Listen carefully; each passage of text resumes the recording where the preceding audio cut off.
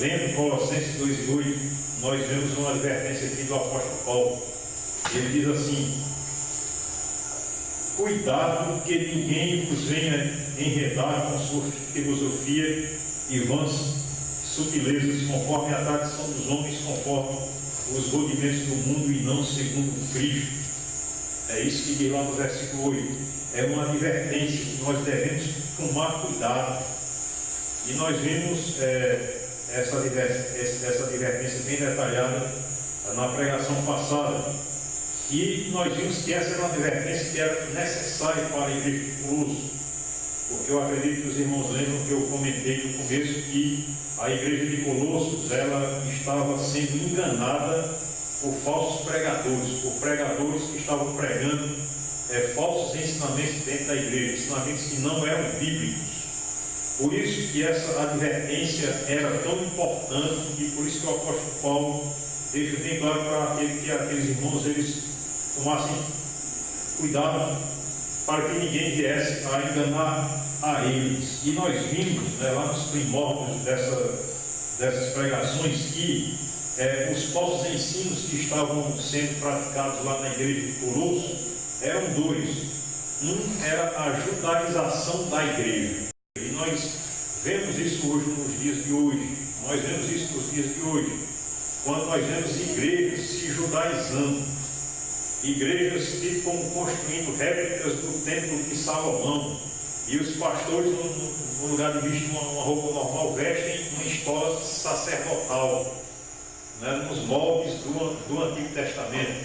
Até recentemente, nessa semana, eu acredito que foi na quinta-feira, passou uma reportagem no canal de televisão mostrando essa réplica do templo de Salomão numa igreja que está se judaizando.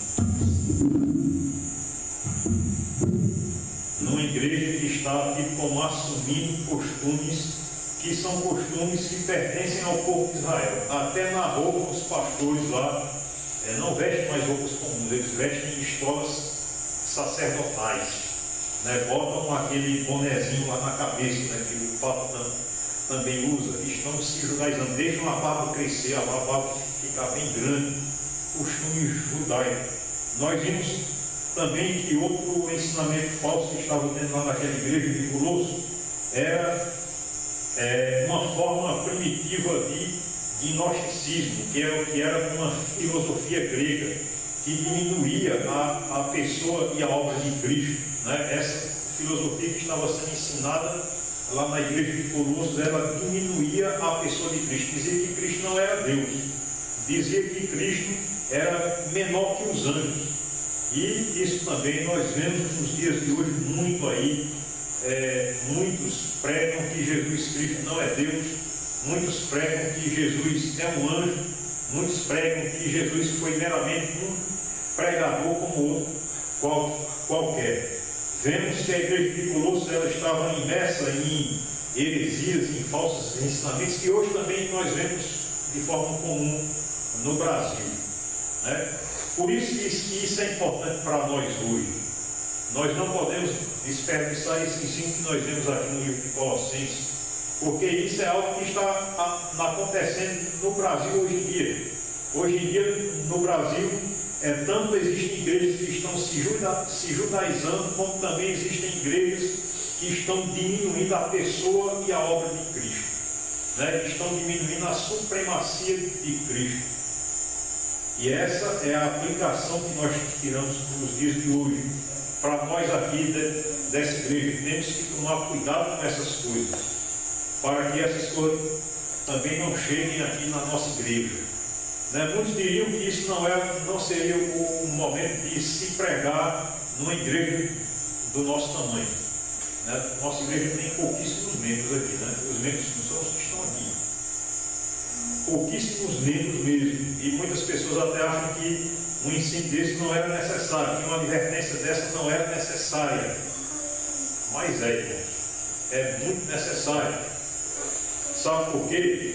Porque as igrejas muitas vezes elas mudam de pastores, e muitas vezes tem pastores que trazem falsos ensinamentos, e se a igreja ela não estiver bem fundamentada, nessa igreja acaba caindo na lábia dos falsos ensinos. Então, na aplicação que nós trazemos do versículo 8 para nós é essa: vocês que são membros aqui dessa igreja têm que tomar cuidado com os falsos ensinos, certo? E a forma que você pode ter cuidado com os falsos ensinos, a forma pela qual você pode estar preparado contra os falsos ensinos, é justamente você estar rico no conhecimento de Cristo, como nós vimos, né? É você estar rico no conhecimento bíblico. Por isso que vocês aqui têm que sempre prezar pelo ensino bíblico nessa igreja. Nunca despreze o ensino bíblico nessa igreja, nunca. Nunca despreze o ensino do conhecimento de Cristo nessa igreja, porque a sobrevivência de vocês como igreja depende disso. A sobrevivência de vocês como uma igreja fiel a Cristo, fiel ao Evangelho, fiel à Bíblia, depende do fato de vocês serem ricos no conhecimento de Cristo. Mesmo que vocês sejam as pessoas mais simples do mundo, mas vocês têm que ser ricos no conhecimento de Cristo. Infelizmente, nós vivemos num país onde a cultura não é lei. O brasileiro não tem a cultura de lei. Nós vivemos num país onde as pessoas acham melhor passar horas na frente de uma televisão, ou assistindo um filme, ou assistindo um jogo, ou uma novela, do que passar horas lendo um livro, ou horas lendo a Bíblia. Você já pensou quantas horas você perde na televisão? E essas horas, no lugar de você estar na televisão, você poderia estar lendo a Bíblia. Certo? Né? Quantas horas que nós perdemos no lugar de estarmos lendo a Bíblia, no lugar de estarmos assistindo um culto, no lugar de estarmos assistindo ou ouvindo um ensinamento bíblico, nós estamos na frente de uma televisão. Por isso, irmãos, essa advertência ela é válida para essa igreja. Essa igreja, ela tem que estar sóbria, ela tem que estar acordada desde cedo, desde quando ela estiver só em alguns membros, mas ela tem que estar ciente de que ela tem que ser uma igreja rica no conhecimento de Cristo. Ela tem que ser uma igreja, nós aqui temos que ser uma igreja que preza pelo enriquecimento nosso no conhecimento de Cristo, para que nós possamos estarmos preparados contra os falsos ensinamentos. E muitos acham, irmãos, que também numa igreja pequena como a nossa, ou numa igreja que tenha pessoas simples, não se deve nem ensinar a Bíblia da forma como ela deve ser ensinada no seu conteúdo total. Mas eu discordo completamente disso, porque Jesus disse em Mateus capítulo 28, ele disse lá no versículo 18 que toda a autoridade foi dada a ele, e os líderes da igreja devem fazer discípulos e devem ensinar todas as coisas que ele ordenou a esses discípulos.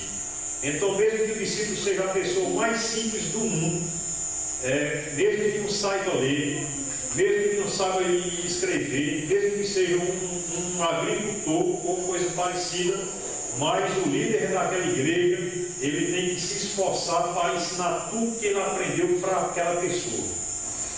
Tudo que ele aprendeu.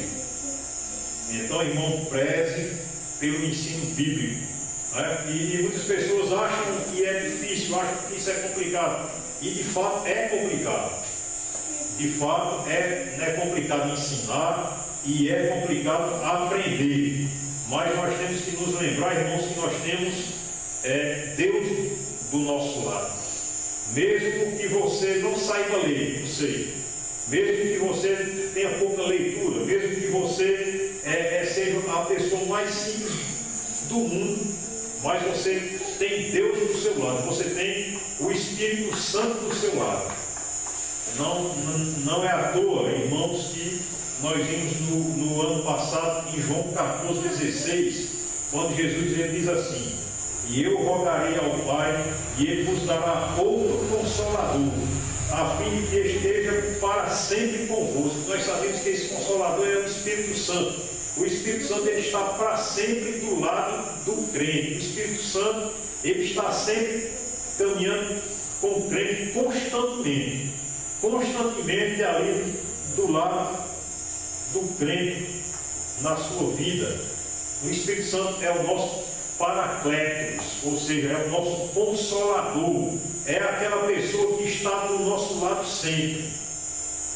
A palavra grega usada para Consolador, essa palavra Paracletos, que ela significa uma pessoa que está do nosso lado, que insiste em estar do nosso lado, mesmo que a gente não queira, mesmo que a gente não esteja consciente disso, mas é aquela pessoa que está do nosso lado constantemente, mesmo que a gente peque, mesmo que a gente seja rebelde muitas vezes contra Deus, mas o Espírito Santo é o Paracletos, é aquele Consolador que está sempre do nosso lado, nos ensinando, nos consolando, nos exortando, nos mostrando se estamos certos ou errados. Então lembre disso.